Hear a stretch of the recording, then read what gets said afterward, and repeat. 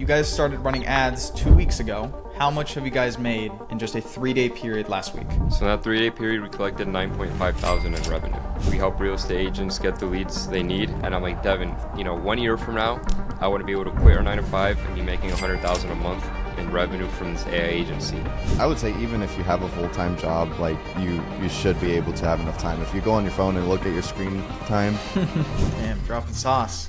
All right, guys. So you guys started running ads 2 weeks ago. How much have you guys made in just a 3-day period last week? So in that 3-day period, we collected 9.5 thousand in revenue. 9,500, and you guys started ads 2 weeks ago. 2 weeks correct? ago, yeah. 2 weeks ago. Coul. All right, and this is with AI agency. Very simple AI to talk agency. about. Yep, 100%. So we're in the real estate niche. We help real estate agents get the leads they need, and we charge them for it, obviously. So that's really what we're doing right now. We just started running ads, like you said, a few weeks ago, so we're still pretty new into it, but we're already able to see success, and I think tomorrow we have like 7 booked appointments. 7. And you guys, okay, so you guys are brothers for context. So you guys are brothers. Right, yeah. You Yeah. guys both work 9 to 5 jobs. Am I correct? Yep. We both work 9 to 5 sales gig at the moment. It is remote, so it does help a little bit. We're able to actually work on the agency at the same time, take some sales calls in between. But I always say, everybody who's asking me how they can do it if they're working a job, I always say, use that money that we're making right now from our 9 to 5 to fuel the ad spend and fuel this business. So eventually we can quit the 9 to 5 and live the life that we want to. 100%. Okay, cool. And you guys, if I'm correct, you guys joined kind of like my mastermind, I want to say 2 or 3 months ago. Was it 2 or 3? Mm-hmm. Right around, 3 months, right around there. Okay. So you guys just started running ads 2 weeks ago, and obviously you've already seen results since then. Maybe for the viewers, give some context kind of on that first 2-month period, because you know how most people get stuck in kind of this like almost analysis paralysis phase where they just don't know what offer to pick, they don't know what industry to go after, and they never end up doing anything, right? So 100%. For you guys, Devin or Franco, either one of you guys, maybe give some context in those first couple months. Cool. I can start off, and then I'll have Devin kind of speak on to what we struggled with and kind of still struggling with even after we launched our ads. So when we first joined, we knew this is what we wanted to do after watching all your videos and everything, and we know we have the capability because we work from home, so we have the money to fuel it. So we just started, once we joined, the biggest thing was just setting everything up on the GoHighLevel and all the back-end funnels. We spent the first month really doing that. And then the second month was just making sure we fixed everything and finding ads and starting to work on that. I know we did have a lot of hiccups. It wasn't easy. It was a lot of work. I mean, we've been working on this every day for, at least 3 hours, each one of us consistently. So it's not, you can do less, but what I did with Devin is just consistently, both of us, every day put in at least 2 or 3 hours. And I'll let Devin kind of go through what we experienced when it comes to things that we didn't have too much luck with. Yeah. So like Franco said, like it was a lot of building out, and just a tip of advice would be just to take your time with stuff, because there's a lot of little things in the back end stuff that if you mess it up, it'll make everything a lot longer. So I would just recommend to take your time with doing stuff. Don't rush it. Franco likes to do stuff faster, and I like to do stuff slower. So with that kind of combination, it was easier, because the things that Franco might have messed up on, I would go back and do it, take my time. But yeah, it's just making sure your back end stuff is right. You don't want to launch anything before your techs are sending different stuff or nothing's working right. So just make sure, double down, make sure that everything is working properly before you go out and launch your ads and do stuff. Yeah. And I do have an example on that. When we launched our first ads, I didn't have set up the pixel correctly. I was so rushed into launching it, and Devin was like, dude, check the pixel, check everything. I wanted to start getting leads, and then I did it. We spent like a week on that and waiting. $300 or $400 just waiting, and nothing happened. And then, you reviewed it, and we had problems, and we just $300, $400 down the drain. But that's part of life, part of business, and I'm okay with that. But that's just things that, if you can kind of not go too fast but not too slow, picking your niche and picking what you want to do, I'd say spend, no more than a month on just picking your niche and getting everything set up. And then on the second month, maybe just start hammering out, the ads and everything else. So that's pretty much it. Good thing you came to me to review it, because I've seen people Yeah. that go spend like $1,000 or $2,000 on like a pixel that's messed up, and it's just like, dude, you just threw that all in the garbage, you know? Right. Which is super unfortunate. But okay, so we'll kind of get into the specifics of your industry, like maybe some sort of the offer you're running and how it's positioned to, obviously, I mean, you have 7 sales appointments tomorrow. How much are you guys spending a day on ads? So 140. Yeah, 140 a day. 140. It was at 70. We just doubled it after we got our first couple clients. We doubled it after that. Okay, cool. So we'll get into those kind of nitty gritty details here soon. But I guess for just background context, so you guys both work 9-to-5 jobs. Do you mind saying like what type of jobs you guys work at? Yeah, no, not at all. So we actually both work in the same job. I started this like 3 years ago. I'm 23, just for perspective. I joined it, and it was a sales job. I'm actually a manager there now, so it's a sales gig. We sell online like vehicle protection service plans and stuff along those lines, and like insurance type of vibe. So we both are, salespeople at that company, and it's a full-time 9 to 5. Even some days it's busier than that. So it's just juggling a lot of things at the moment. That's what we do. Same for you, Devin. You're there too. Yep. Exactly. Cool. Salespeople are like, I would say, guys with sales background have like the most success by far, like going into like especially this business model. That's like what I was gonna say.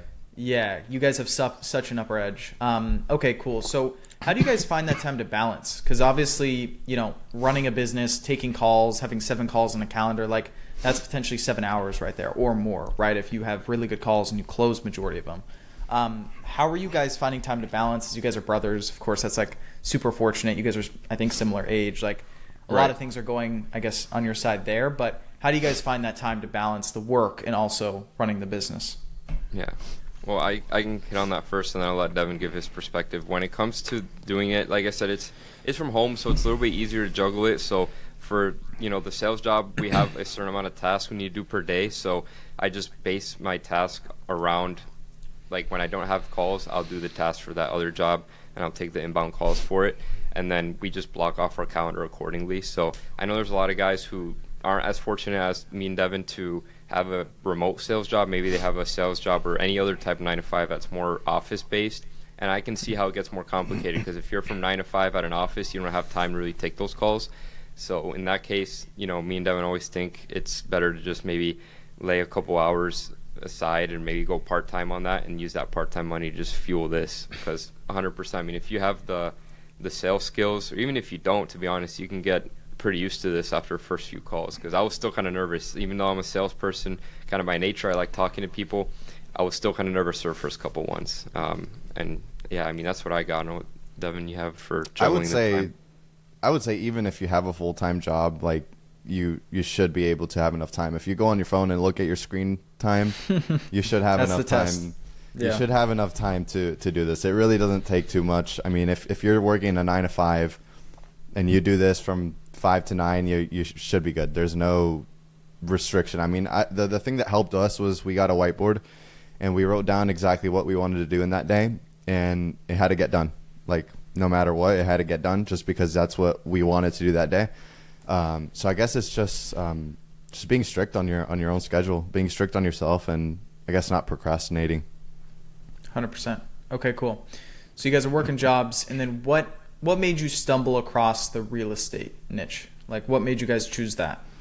Yeah. So I was actually a real estate agent for 3 or 4 years. So I was a real estate agent for the longest here in Florida, and I know exactly how these guys think, what they want, what their struggles are. I went through it, right? I was literally door knocking and cold calling. I was door knocking in 100-degree Florida weather. It was raining. It was terrible. So I was like, you know what?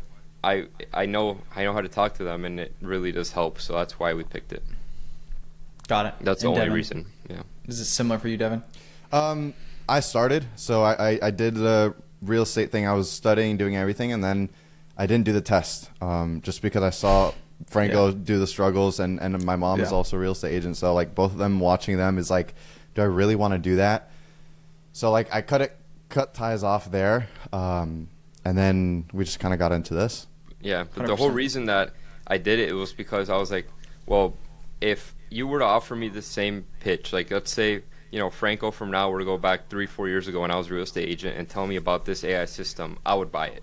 And I'm like, if I had this 3 or 4 years ago when I was a real estate agent, I would buy it. I'm like, okay, well, it's a no-brainer. I might as well do it and go from there. If I didn't have that real estate background, I probably would have picked something else, that I know, but I know this the best. So Yeah, you guys did two things right, which is, number one, what I preach is just like, if you have some sort of relationship with an industry, or your father was a roofer, for example, or your mother was a realtor, right? Like, go to something you have the most personal relationship with, that you can have that knowledge kind of, I guess you could say, edge over other people, right? Just because you've been around people that are either working there or yourself, right?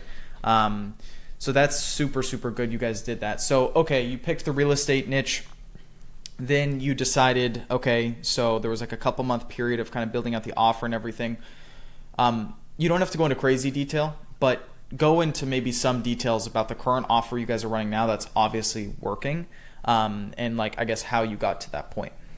Yeah, cool. I can, again, I would just touch base real quick on that and then I'll let Devin elaborate. So what we do right now is a pay-per-close system.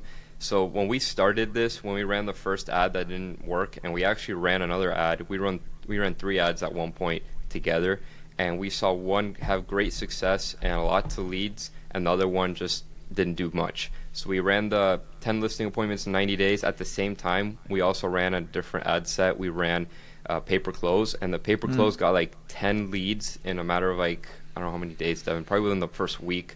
Or first week. Yeah, and then the other one got 1. And it was a no-show. And we're like, okay, well, I'm scrolling through Instagram and I'm seeing on Facebook library also for the ads, everyone's running the 10 listings in 90 days, and it didn't really make us stand out that much, and we were kind of just throwing money away. So at that point, we just doubled down on the pay-per-close offer, and we went from there. So, and Devin, I don't know if you want to talk about also running a video ad and how that kind of helps differentiate a little bit. Yeah. So yeah, we were first running just static ads, and that gets you good leads.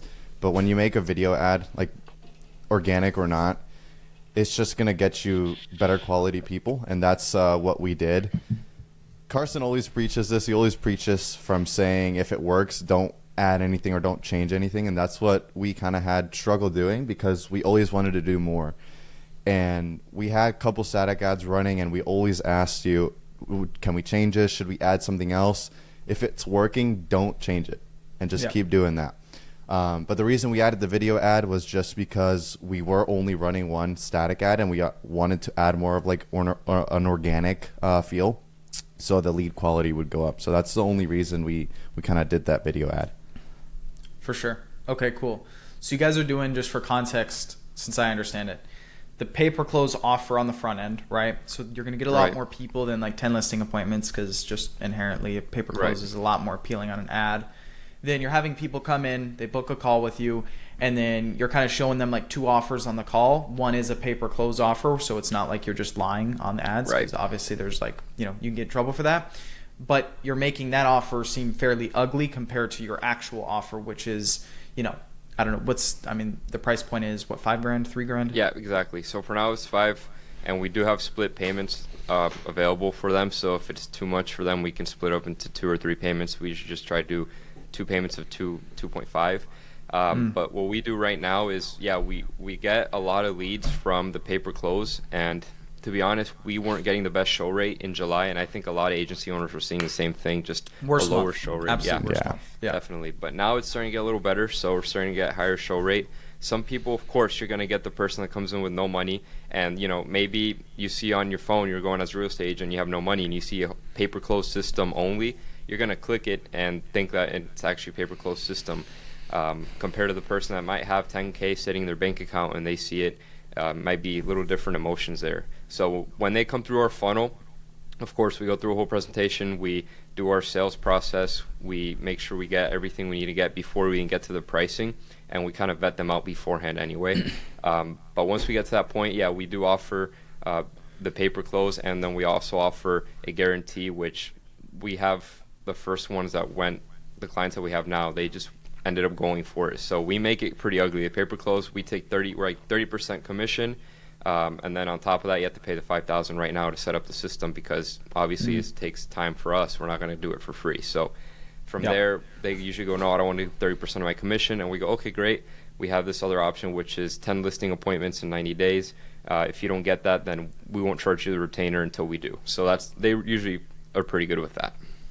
That's fire. Yeah, that's exactly what I tell a lot of people to do. And that's what I did myself when I was working with realtors as well. I think I was like, that's actually how, like, back on my channel, I catapulted. I was probably one of the first people to do the whole pay-per-close model where you show an offer where it's like, it's pretty ugly as a pay-per-close, so then they kind of divert back to the actual offer. And just with how many opportunities you get with those style of ads, like, it's almost inevitable for you to close. So 9.5K, in total deal, I guess you could say, volume. How much did you guys spend on ads to get that? 1,000. Yeah. 1,000. Yeah. Got it. Yeah, It was like pretty 9 good. something, but yeah. 900,000. And I know with you guys are you're scaling it. So you went from 70 to 140, right? Right. Yeah, we doubled it. So what we did was we took your advice on this, and it's just, instead of focusing 100% on just fulfilling these two and then stopping our sales process, and we have such a limited amount of time per day now that it's like we're getting to a point where we have 9 to 5, we have this, we have the gym, and we have other personal stuff. It's a lot, right? So if we just start focusing only on fulfilling, we're gonna not make money anymore. So that's when we're starting to see how we can actually Outsource stuff. Outsource, and time is money at the end of the day. So we want to keep going, and if not, even double it, our ad spend, so we can get more money in through the door and just outsource the fulfillment. Which is smart. Because I connected you guys both with my internal developer, right? You guys Correct. are using him for some of your fulfillment. Yep. So making sure you guys aren't kind of too busy in the weeds of like trying to figure out automations or callers stuff, and just have someone who's obviously a lot more experienced do it. And of course it's a plus because I use them as well. So okay, cool. So that sounds good. Is there any like points you guys want to touch on in your sales process, whether it be your follow-ups, your funnels on like you're sending traffic to from the ads, your just sales process you would think you do different that might be good to shine some light on? Yeah, that's a good question. Devin, do you have anything off the top of your head? Honestly, like you said at the beginning, I think if you know sales, you're going to be far off than people that don't know sales. So before I joined your mastermind, I invested in a different course, a sales course, which helped me tremendously. I mean, if that's the place where people get stuck at. They can get all the leads they want, and then if they don't know how to talk to people, or if they don't know how to sell people, that's where the people struggle. So I think just generally investing in yourself is probably going to be the best return on investment for it. Yeah, and I mean, the thing I also see is just people, once you get on it, just be presentable. That's all I can really say. If you have a nice background, you don't have to have a really good background. Like, I just spent $400 on Amazon, all the stuff you see behind me, and it looks good, right? But you don't have to. I mean, you just put up a couple lights and make sure that you have a nice wall, and that's it. Be presentable and make sure that you look good. You're not showing up in like a tank top or something like that, because I see a lot of people that just show up kind of like, what are you wearing? Their hair's like all in their face, and I'm like, you just got to look the part. So if you're trying to sell to somebody for a higher ticket offer, you have to be well spoken on the call. You have to look presentable. Your environment has to be presentable, and you just have to be kind of in the know with that. But I mean, even if you don't know anything about sales, I always like Devin just said, invest in yourself. Maybe if you're going into it, you can even do it for free on YouTube. There's so much sales advice. You can 100%. probably just do it for free. You don't even have to buy a course for sales. So I always tell people it's not really something, I wouldn't look at this and say, oh, I don't know anything about sales, I'm not going to do it. Even more, I'd say just do it and then learn as you go. And I've seen people that in the mastermind join with no sales experience to still see success. Yeah, well said. Well said. I think that's important. Like, one thing I think I even mentioned in that 5-hour course on my channel is like, spend $30 and buy like a fake olive tree, put it in your background. It's just some fake looking tree to just make it look better, right? Because appearance is really like 50% of the game, especially, I think people say we're like in like a trust recession, right? Where like peer-to-peer trust is an all-time low. The worst thing you can do is like make your odds even worse by jumping on a call and, like you said, like a tank top or something. It's just dumb, right? Or just microphone quality is not good. Yeah, anything like that. Yep. Yeah, exactly. You don't have to spend a lot of money, but just not at all. Make it look reasonable. So yeah, I 100% agree. When it comes to your guys' goals, obviously you guys are still for sure in more the beginner stages. You guys are seeing a lot of success fast, which is cool. what are your guys' goals? You guys are looking at maybe, I don't know, 3-6 months out, even a year, or a year's, it's long, but like we'll say Right. 3 to 6 months. What are you guys looking at? Yeah. I mean, dude, when we joined, we didn't expect it to be this like fast and for us to be where we are now. I joined, and me and Devin joined with the same goals. We really do everything together. And I'm like, Devin, 1 year from now, I want to be able to quit our 9 to 5 and be making $100,000 a month in revenue from this AI agency. And we still have a few days left in July. I think we could probably do a $10,000 a month, or we already kind of did, maybe like even $20,000 in our first actual month of launching. And then from there, in 3 months, maybe hit 50 a month, and then be able to quit our 9 to 5. If we can quit the 9 to 5 6 months after we join, that's just, to me, that's the most important thing, and be able to supplement that with something I actually own and operate. For sure. Devin, same for you? Yeah, I guess a short-term goal, like 3 to 6 months, would just make as much revenue, and like the end goal for a year out would be to automate the niche that we're doing now, and then obviously start a different one. Yeah, we don't have multiple ones expand. going. Yeah. Exactly. Cool. Alrighty. So in that case, then, with you guys and those goals, are there any struggles you think, like just super transparently, you guys are seeing right now? And I mean, I can give some advice as well, kind of where you guys are at, and I've been in your guys' shoes, so I can like shine some light specifically on the real estate niche, like what you're going to have to look out for. But is there anything you guys are seeing currently as it is that maybe is like a challenge or a struggle? Yeah, Devin, do you have anything off the top of your head? I guess just overcoming the people that are fixed-minded on the calls when they come in for that paper close, just because that's what we are advertising. Yep. It's just people come in fixed-minded. I'm not saying everyone, but it is a good amount of people that just come fixated on a paper close, which don't want to put anything up front, don't want to do anything except do a paper close offer, which is, I think, the biggest struggle for me right now. Yeah, definitely. I would say don't get discouraged if you're not seeing any results right away. We got pretty lucky. I mean, 2 weeks is still, for me, like you can ask Devin. I mean, it was before we hit our first sale. We were about 2 weeks in, and it was, I don't know how many calls we got. Like I had like 5 calls of people not wanting to pay anything up front, like Devin says. And then I had it was mid-July, like a bunch of no-shows, and I'm like, man, is this really gonna work, or I'm just gonna give it time? And I started doubting myself, and then boom, out of nowhere, the first sale hit, and then a few days later, the second one, and I'm like, okay, well, it's just a numbers game. And we looked at the numbers, and we're like, out of the sales calls that we took, I think it was like 10 or 11, we closed 2. So that's not bad sales numbers to start off, fresh. Obviously, as we get refined and everything, and we get working on it, if we can close 2 out of 10 consistently, that's still pretty good. So that's once we notice that, we're like, let's just keep going and crank it up. Yeah. I think one thing you guys are going to look out for, and this is something kind of for everyone who's watching this, I think for most industries, but specifically in real estate, because I remember this super vividly. When all of my clients were realtors, I was sitting at that $20,000 a month mark, so almost maybe a tiny bit ahead of where you guys are at now. What you guys are going to have to focus on is making sure your expectations are good when clients join. So I know for you guys in the mastermind, did you guys see I think it's like 100 long slide deck of like our kind of like, so use that, because what that essentially does is when clients join, there's going to be that onboarding call you have with them, and that call is so important. Like that call, if you do it wrong compared to you doing it right, over a year span, if you make like $100,000 revenue, that could result in, if you did that call wrong, in like 20, 30K in refunds, at least, because you just gave the wrong expectations. And especially with realtors, you need to give them longer time horizons, because you're helping them find people make the biggest decision of their life, right? Which is buying or selling a home. For most people, that's a pretty big decision for them. So, it's going to take time to get them results, and you just have to make that super clear on that onboarding call with them, because it all stems from expectations. And that's like the number one thing I've realized with client fulfillment. And then you guys are going to be able to operationalize probably the front end and also the back end. I would say the back end probably first, with like more developers like the guy I gave you, and also CSMs and stuff like that, client success managers, to help with the whole operation.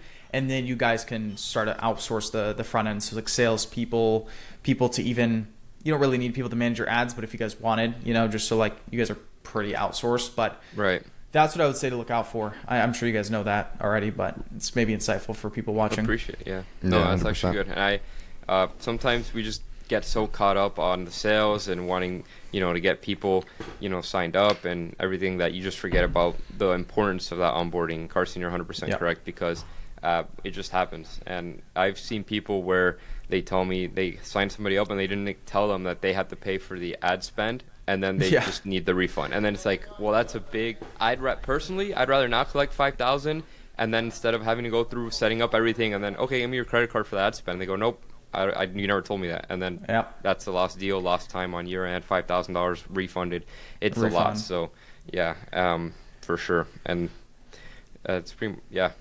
I don't have anything Expectations else. are huge. Expectations, I think that's like the number one driver for people actually seeing bad results with clients. It's simply the expectations they give them from the start of that onboarding call, or even after they pay. You just want to give them crystal clear expectations on what they need to do going forward. And I think one thing I'll just quickly mention on too is just like, you need to expect people to not be happy. And I know that's like, people hate hearing that, but like, you will have clients that will refund. You're going to have clients that, once you have enough, might dispute or charge back, right? Like, it's a part of the game. We're a service-based business. You will not have 100% satisfaction. Like, it's just across any indicators and metrics, that's not possible. You can strive, of course, and you should strive as much as possible for that, but it's okay, if you have hiccups, especially in the start. So I know you guys know that, but any other kind of last words of wisdom you guys would give, whether maybe someone starting or even someone kind of maybe in a similar situation to where you guys are at with your 9-to-5s, trying to juggle that? Yeah, cool. Yeah, for sure. I have some words, and I'm sure Devin has some things to say too. The thing I want to say before I forget, I was trying to think of this earlier. So when I look at my competition, and I know you did this pretty well, but most other agency owners aren't doing it, and that's having a strong, just personal brand for your agency, not yourself. So I see a lot of ads. I'm always scrolling through, and I see ads for people that are competing with me, and I click on their Instagram or their Facebook or whatever, and I don't see anything but the ad or a booking page call. That's it. So when I see that, I'm like, well, we have a bunch of shorts. We try to post 3 or 4 shorts, informative shorts every week on our Instagram, on our Facebook. We try to do a couple long formats every month on our YouTube. That way, when people see your ad, if they want to see, well, who is this showing me the ad? They click it, they see your face, right? They're going to see the face that they hop on the call with. Automatically, they kind of connect that, and they're like, oh, yeah, this is a real person. They're giving me free information. They're seeing all the stuff. And I even had that with the second sale call that I closed. She hopped on, and it was, I think, 30 minutes. Within 30 minutes, she was already giving me a credit card. And it was just because she said, I've seen your Instagram, I saw your YouTube videos, I watched the full 20-minute pre-call. And if you can just have a bunch of information out there, even if you're not good on camera, just at least try and don't be like everybody else. That's really the biggest thing I have when it comes to agency tips. Damn, dropping sauce. Shit. Okay, Devin, what about you? Off of the personal brand stuff, that is really important, but just research, like do deep research, like don't go surface level. I'm going to recommend people to just go through your whole YouTube channel, like every single thing. Yeah. Like when we first were starting this, like we were like so deep into your weeds, like we were like looking at everything, like your ads, like everything. And that's what you have to do. Like you have to want to outwork the people that you're going against. Because if you don't, then they're just going to outwork you, and you can, I'm not saying you can't be successful, but if you just work as hard as you can, get as much research as you can, and learn what you're selling, it's just overall going to be a lot better for you. Yeah. No, those are two great points. Well, where can people find you? Because I know, Franco, for you, you've been posting, you've been kind of documenting a little bit on Instagram. So for your own kind of personal brand, Devin, I'm not sure if you have too, but I'm sure people would love to find you. And I'll also put your guys' probably Instagrams or something in the description of this video. So how can people find you? Thank you, Carson. Yeah, so on Instagram and YouTube is just my name, Franco Cardozo, Franko, and then CARDOZO02, and you'll be able to find me on Instagram or YouTube. And then Devin's actually on that same YouTube, so we're gonna do it together. So and then Devin, I do. I post sometimes on my Instagram. I want to focus more on the YouTube stuff, but I'll probably post more on my Instagram. It's just my name, Devin, with 2 N's at the end, and then my last name, Cardozo. Cool. Well, you guys heard them. Go follow them on Instagram and check out their YouTube. And guys, I think it's been a great kind of conversation and call. I'm sure a lot of people find this valuable because, you know, a lot of people are at that kind of still starter point, and the fact that you guys just launched 2 weeks ago and you guys are already seeing the results you've gotten, I think is super interesting and maybe inspiring for people that are, you know, a couple weeks behind you. So that being said, guys, go follow them on Instagram, and I think, you know, that's pretty much it. I'll see you guys later. Thank you, Carson. Bye. See ya.